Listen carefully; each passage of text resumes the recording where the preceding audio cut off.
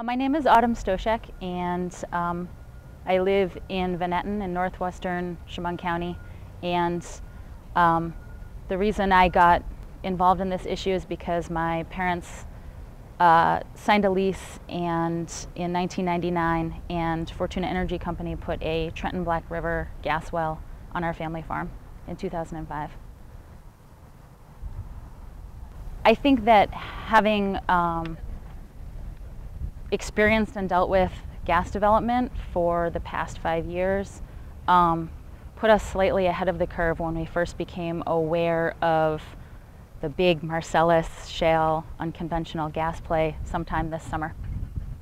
If things continue just sort of going along the way that they're going on, I would expect the gas companies to come in, and especially to the poor rural areas like where I live, and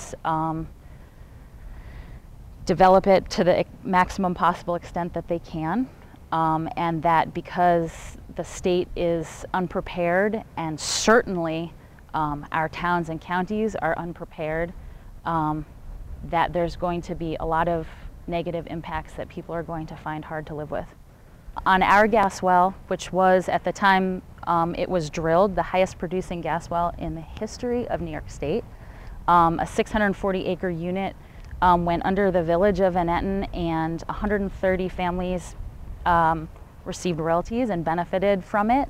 And some of the most deserving people I know received money and were able to paint their houses, maybe remodel their kitchens, give a little money to their grandkids. But I would say that almost every single person, if they felt that there was a choice between royalty payments and their water, would choose their water. You know, certainly the specter of wide-scale water pollution, or even pollution of my own well — I'm a farmer and I would be out of business if I didn't have good water — is the most scary thing.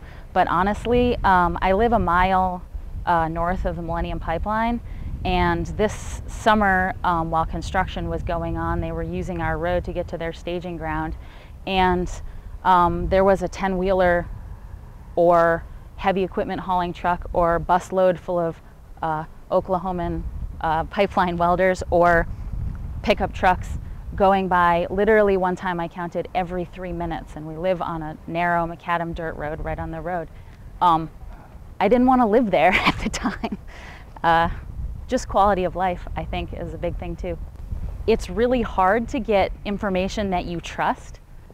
So I don't know if I rely on anybody anymore. I pretty much try to glean as much information from as many possible sources, whether it's our industry landsmen, whether it's newspaper articles, activist websites, you know, government websites from hydrocarbon producing states that have experience with this. Money is a really tricky subject, and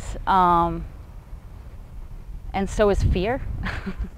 And both of those things combined, I think that a lot of interested parties have tried to boil down the issue into environmentalists versus people who just want economic opportunities for their communities, and that's absolutely an oversimplification of what's going on here. But it's very easy when people are emotional about a subject to look at things in black and white, and that's happened in our community. And we have neighbors who have been neighbors for 40 or 50 years who aren't talking to each other anymore.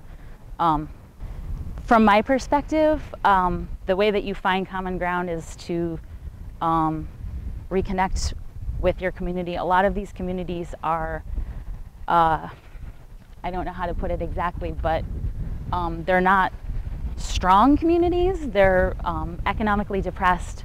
The farming has been gone from the communities for the past 30 or 40 years. There's no town center. Not everybody's hooked up to the internet. The papers that they rely on are from outside larger cities. And so it's essential that people get together and start sharing and talking about what their values are, and making what their values are, a priority for their community, and hopefully out of that people can find their way. What I would say to the DEC is you're way in over your head. This is and I would say that if you have any intention of issuing as many permits as you have said that you're going to issue, you had better hire several hundred more inspectors, bottom line. I think that unconventional natural gas extraction getting ahead of myself, extraction is a distraction from what we absolutely need to do to survive as the human race, which is to find alternative renewable sources of energy.